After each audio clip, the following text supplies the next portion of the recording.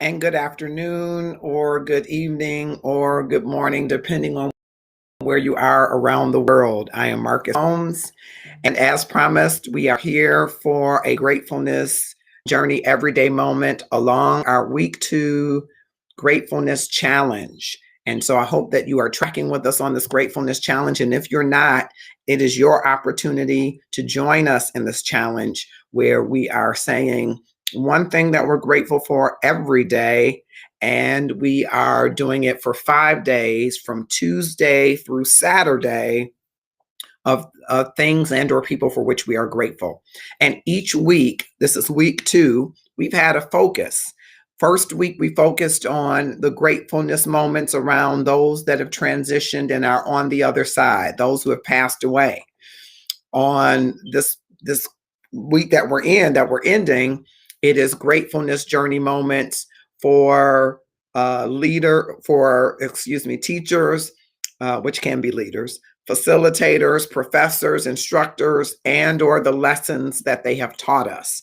So I want you to take a moment and drop in the comments whether you are here with me on the Love and Stuff page, with me on LinkedIn Live, with me on the Marcus R. Holmes page on Facebook, with me on Twitch TV as HR Passion Guy, or YouTube events as HR Passion Guy. I want you to drop in your comments who is the teacher, facilitator, instructor, professor for which you are grateful, and what is the lesson that they have shared with you for which you are grateful. I'm just going to tag a few folks in this. I want to tag one important person because he is my person who I am acknowledging today. So I'm going to just try to tag him if I can bring him up, and I will later tag him in the post. I think it is important that we honor and think on, there he is. Let's see if I can tag him there. All right. And I think it's important that we honor and respect our leaders, our teachers, but more importantly, you can bring forward into your life the wonderful memories that you have, the wonderful experience that you have, and connect them within the moment, awe-inspiring gratefulness. And that is what I call grateful living. It is moment by moment, and you build these moments and you build muscle memory around gratefulness. And one day you get to that aspirational aspect of gratitude. But today you build grateful moments. And thank you for those of you that are joining on Facebook, those of you on YouTube. I see somebody on LinkedIn. I hope you will click share and just tag someone to join us in this brief moment of gratefulness. Felix Holmes has joined us, Willie Rogers, Eunice Hunter, all of them wonderful people in my heart. I can't see who you are on LinkedIn or YouTube, but if you put your name in the comments, I can certainly see it and acknowledge it. And that's why I want you to put your name in the comments. I want you to understand how important it is to me that you've tuned in among the millions of pieces of information of things that are happening. You could have tuned in anywhere. And so I'm so excited that you tuned in with me, and I hope that you will drop in the comments, what's the name of that teacher or professor or facilitator or instructor who has left an indelible mark on you, and you're grateful for them today. You're grateful for some lesson or something that they shared with you. Who is that person? And so I'm going to go into mine, for this is the last day, and I invite you to do the same, to drop yours in the comment, to make a post about yours and use Gratefulness Challenge as your hashtag when you post. Whether you're on LinkedIn, I saw a heart there, whether you're on Facebook, whether you're on YouTube events, I want your hashtag Gratefulness Challenge so that I can track with you of what you are grateful for. And when you share that moment of gratefulness, it is a contagion, and it just lifts the spirits in the moment of the person that you come in contact with, the person that's going to read that post, the person that's going to comment or share that post will be lifted, inspired in that moment. And listen, your brain begins to understand these patterns and create shortcuts, because your brain wants to feed you things that are going to release certain chemicals more and more and more. So your brain will create gratefulness shortcuts so that you can have grateful living awe-inspiring moments of gratefulness every day, all the time. Doesn't mean that everything will be sunny and rosy. It means that your perspective will be able to be reframed instantaneously to move through what might be some very difficult moments. Don't you want that awe-inspiring power in your life? Get on this gratefulness challenge, and then you will walk with us on the gratefulness journey every day. So, before I get into my moment of gratefulness today for the teacher that I want to acknowledge, who really wasn't my teacher, but I definitely want to acknowledge him, and I hope that he gets the tag and comes in. But just as a preview for next week, we want you to do gratefulness for the relationships. What relationships in your life are you grateful for? I bet those are bubbling up right now. You got to save them because you're going to need one for Tuesday, one for Wednesday, one for Thursday, one for Friday, one for Saturday of next week. Who are those relationships with? What are you grateful for in the stock, in the inventory of your relationships? Okay. So I'm going to my person, and I have to give you a little bit of the background, because while I have always found school kind of easy to some degree, I've always been a great test taker. Let me say that. I have never been a person that wanted to go to school.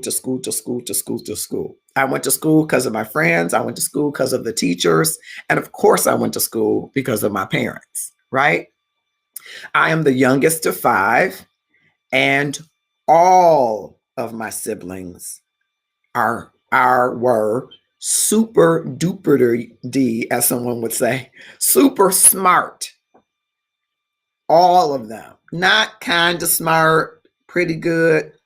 All of them were the smart kind of kids whose teachers remembered them, whose principals remembered them, whose deans at their colleges remembered them, whose presidents of their colleges knew them. They were smart. As my dad would say, smart as a whip. They were all smart. So I don't really believe in that socialization, that I had the choice not to be smart. I know you're thinking not every family turns out all smart people. Mine did. And I don't think I had a chance of being anything less than smart, even if I tried. By the time I was 4, I think, my sister, Adrian, bless her memory, was teaching me how to do her math homework, how to do her English homework, how to write in cursive.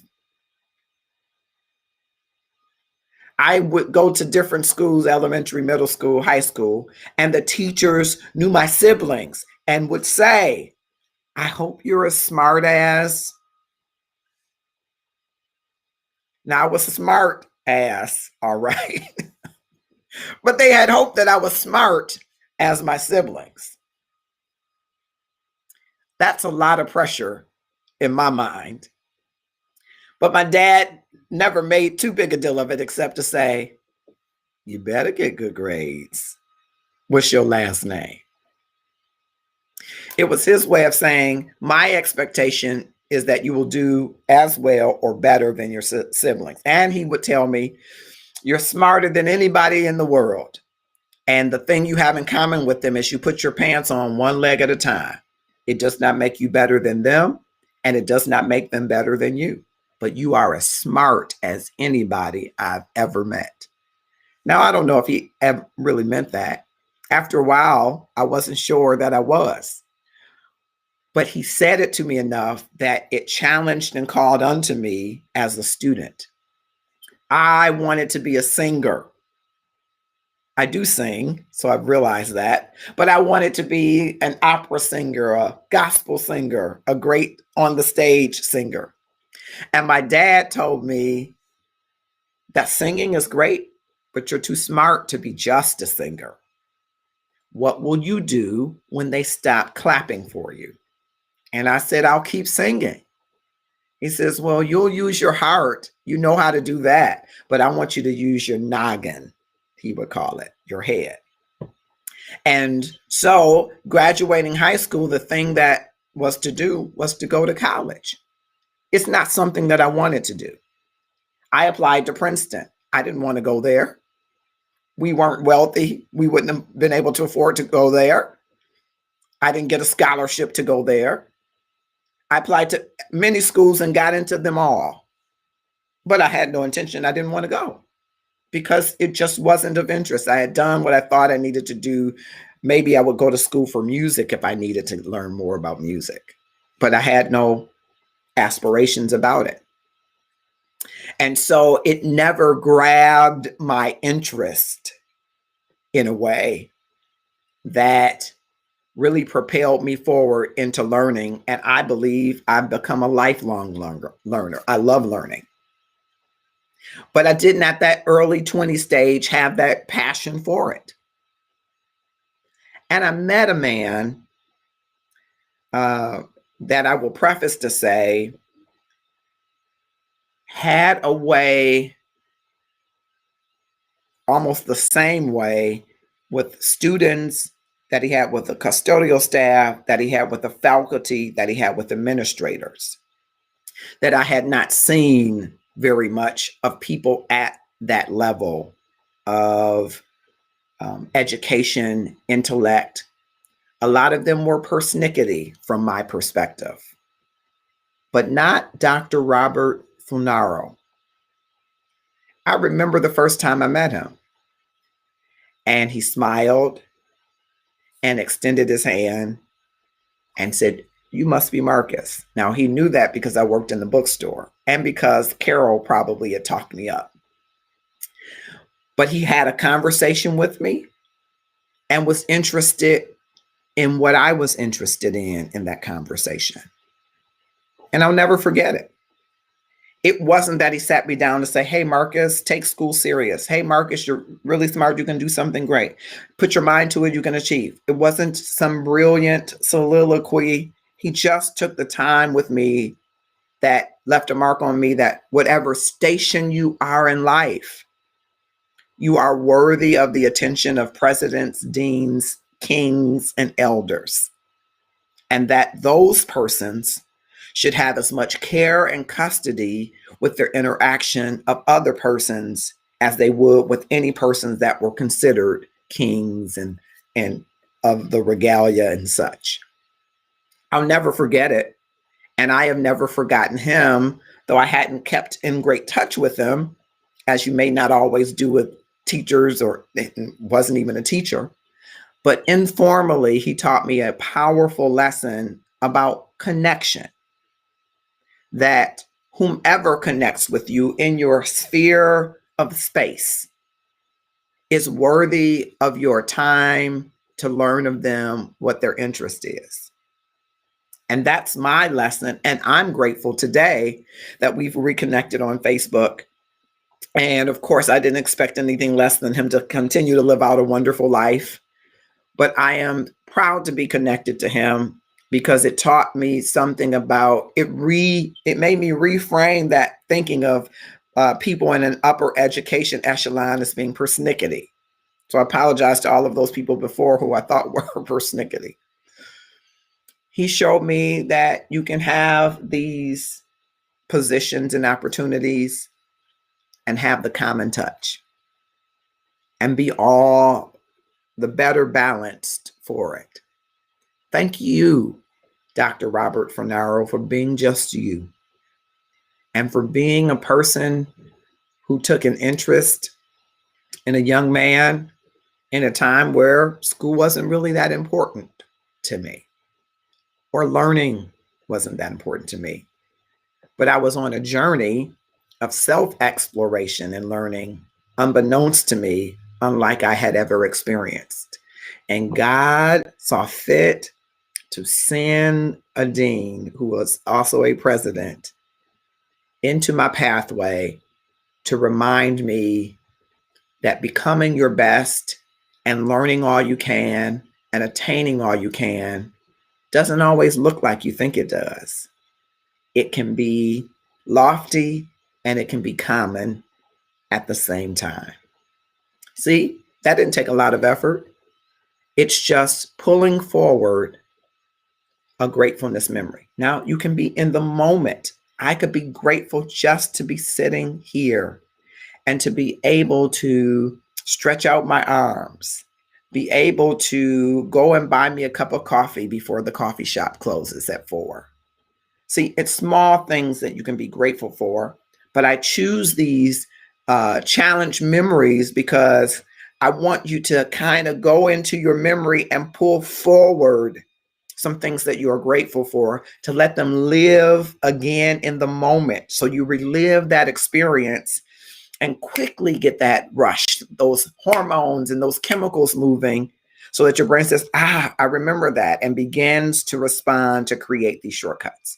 It happens if you do it in the moment as well, but it happens however you decide to do it. And that's the gratefulness challenge that I am issuing to you. So whether you are on LinkedIn, if you're on Facebook, if you're on Twitch TV, or on YouTube events, I want you to do a few things as a call to action. The first is I want you to click share and share this video with somebody. That's the first call to action. Okay? And you could stop there and I would be happy. But I want you to go a step further and I want you to make a post. So you can click share and you can write a post in that share, right? So instead of clicking share and post, you can click share and write comments at the top and say, I'm in for this week's gratefulness challenge about relationships. And I'm grateful for #gratefulness challenge. I would be ecstatic if you did that. If you said, I'm on this gratefulness journey with you, gratefulness journey with love and stuff, gratefulness journey with the HR passion guy, and I'm going to make a post about it, and I am going to put in that post #gratefulness challenge. I would be ecstatic. And I tell you, I'll be beyond grateful if you decide to join the gratefulness challenge this week by simply remembering or reflecting or being in the moment for one thing that you are grateful for, starting Tuesday through Saturday, Wednesday, Thursday, Friday, Saturday. And then we'll come back at 3:00 p.m. Eastern Standard Time next Saturday to share these moments of gratefulness about relationship.